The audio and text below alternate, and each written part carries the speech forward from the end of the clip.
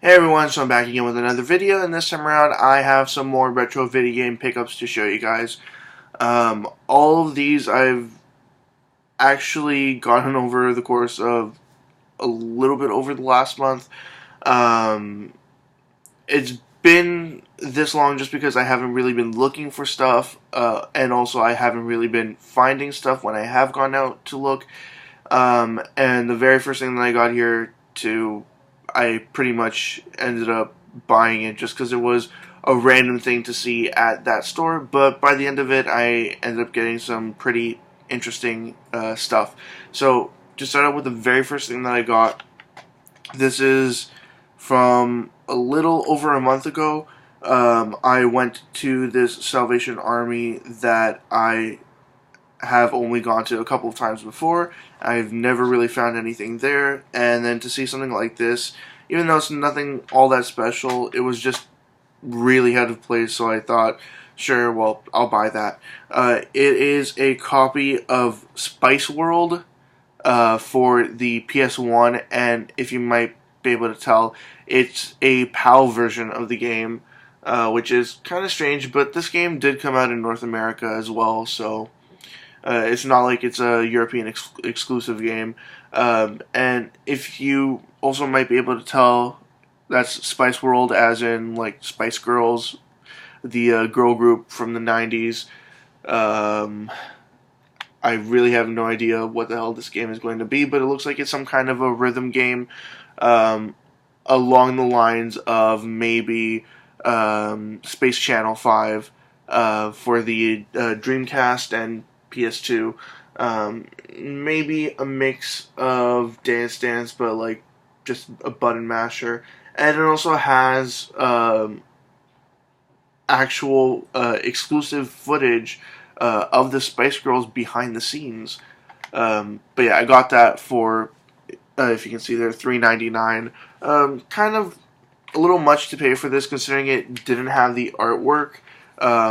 In a lot of PS1, PAL PS1 games, that is, they come with a slip that's got the artwork on it, and then the manual is on the inside. But oh well, it was strange to see it there, so I went ahead and grabbed that. Next up on my way, where was I going this time?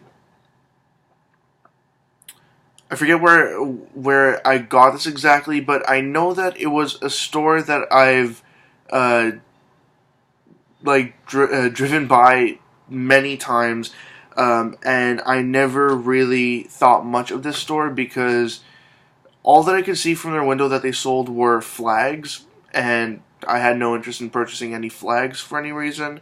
But it turned out to be a kind of a thrift store, like a cross between a thrift store and a store that sells bootleg DVDs and CDs and stuff like that.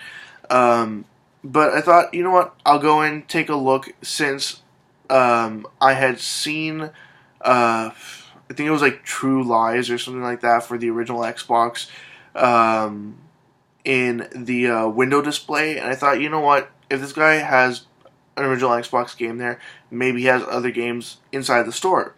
So I go and take a look, and I see this game here, and I open up the case, and inside is a disc for like printer firmware or whatever, just some kind of software for a printer, for an HP like inkjet printer, and I'm like, oh great.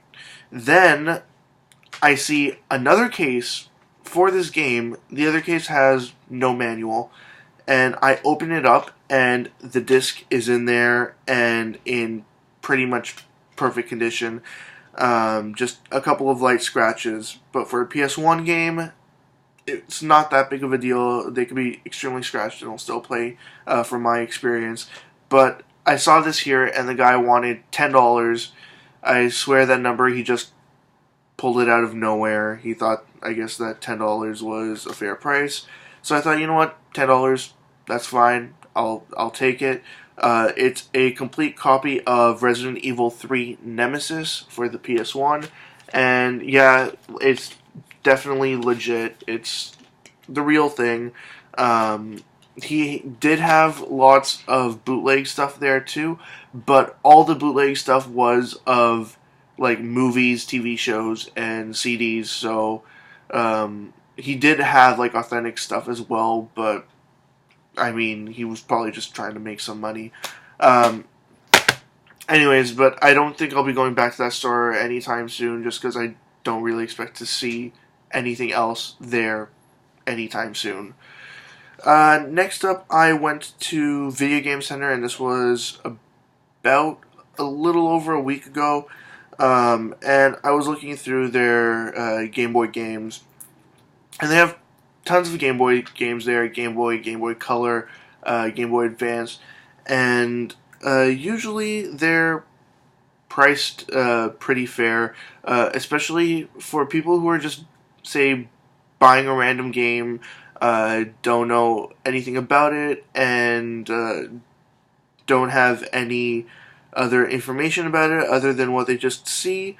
Their prices are pretty decent. You can definitely find a whole bunch of Game Boy games for under $10 and a whole bunch for even under $5. And I found this one here for $1.99, and I thought, you know what, $1.99, I'll get it and see what it plays like. It is Alone in the Dark, The New Nightmare, on the Game Boy Color, obviously. I haven't had a chance to play this yet, but I mean, the contacts look just fine, so I have no reason to believe that it wouldn't play. But as to what kind of game this is, like, I get that it's survival horror, but how it'll look exactly, I have no idea. Now, on another day, this was actually 2 days ago, at the same video game center in downtown Toronto. I went in just looking randomly, and I saw they had a whole bunch of N64 games brought in, and they haven't really gotten any new N64 games in a while, so I thought, you know what, I'm going to take a look, see what they have. And I saw these two games here, and honestly, they're not games that I've really been looking out for, like really wanting to get, but they were games that I kind of had an interest in, and had just constantly been seeing these games at over $20 and sometimes even near $30 for each of these, and I thought those were just ridiculous prices. So when I saw these for under $10, I thought, you know what, now I'm going to get these games.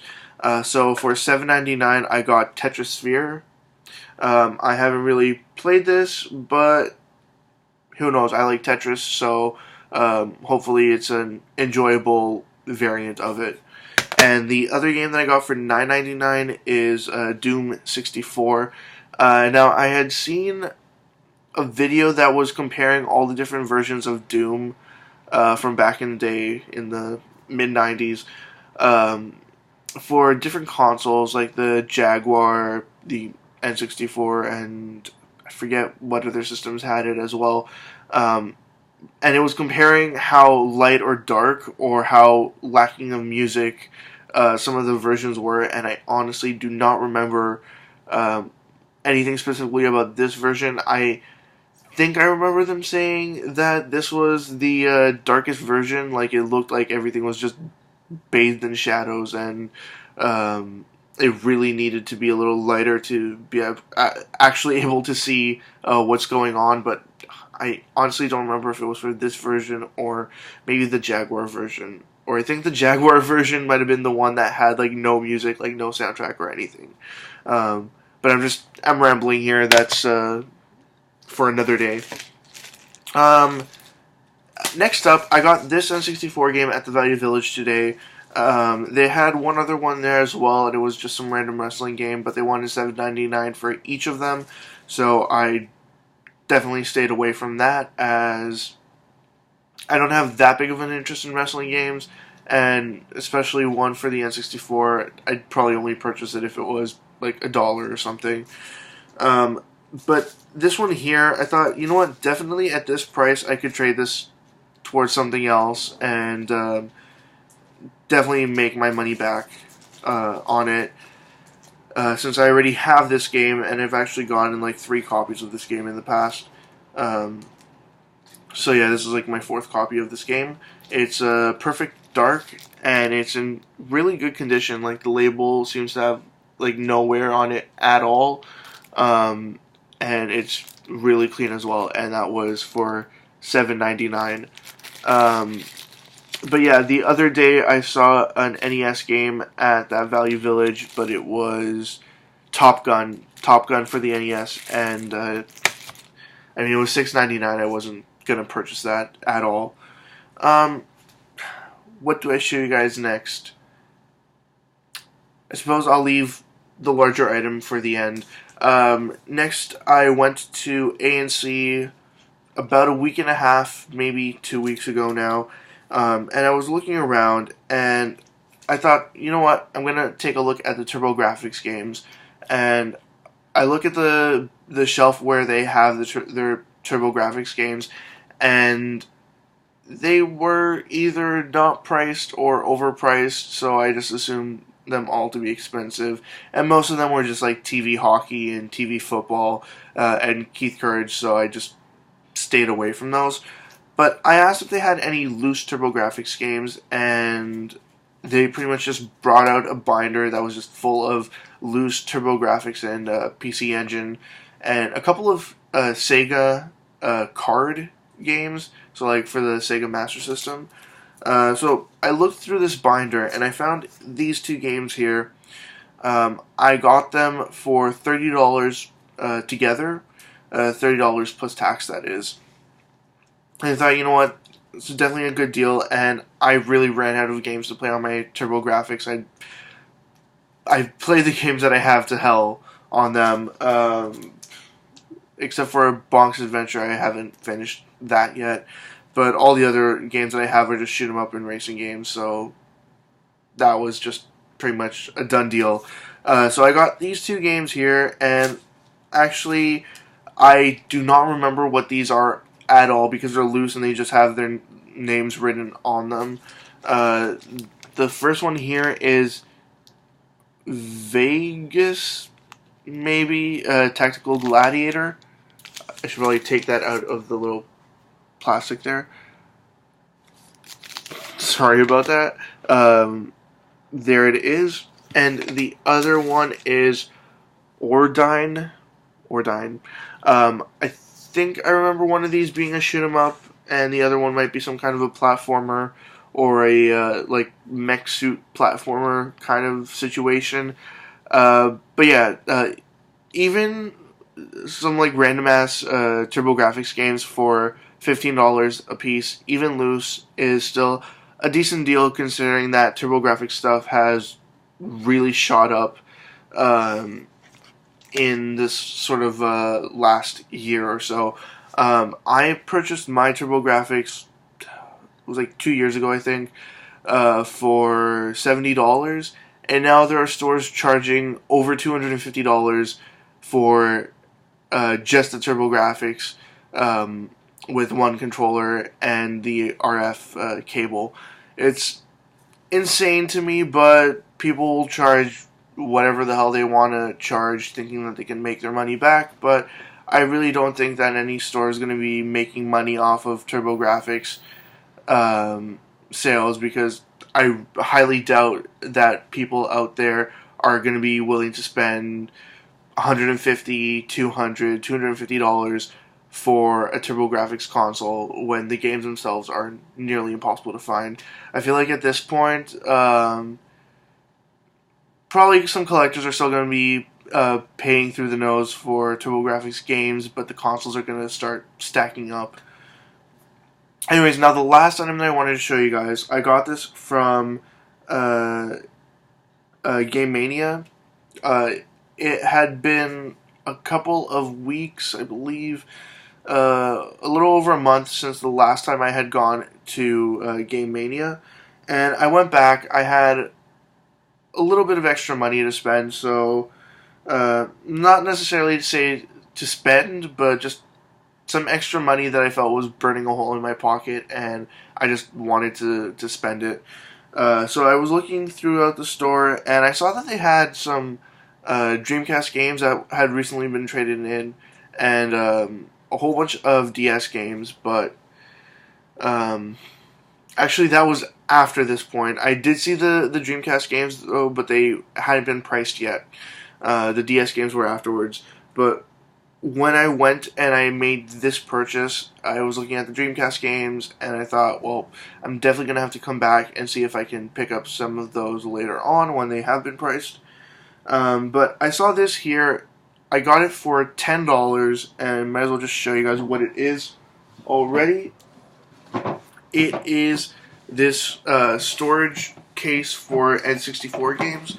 It's the one that holds 24 cartridges altogether. I believe that's 24. Yeah, because I think they made these only in 12 and 24 capacities.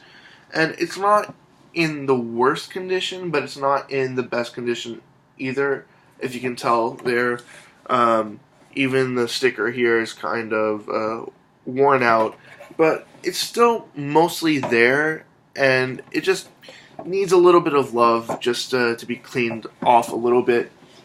But I thought definitely $10 for that was a great deal, considering that shipping for something like this on eBay, I've seen it go in the $20 to $50 range, and to pay that much for shipping for anything is just obscene in my mind. So I thought, you know what, $10, get this in person, $10 flat, done deal. I'm definitely going to buy that. Now, it kind of sucks that I don't have another one of these so that I can put all my N64 games in them, because I definitely have more than 24 N64 games, but I definitely have less than 48 loose N64 games. So it would have been nice to have two of them, but only got the one. But even having the one is nicer than having none. Anyways, this has gone for 17 minutes now. As always, leave comments in the comment section below. Anything you'd like to say, comments, questions, suggestions, ideas, anything at all, and I'll get back to you as soon as I possibly can.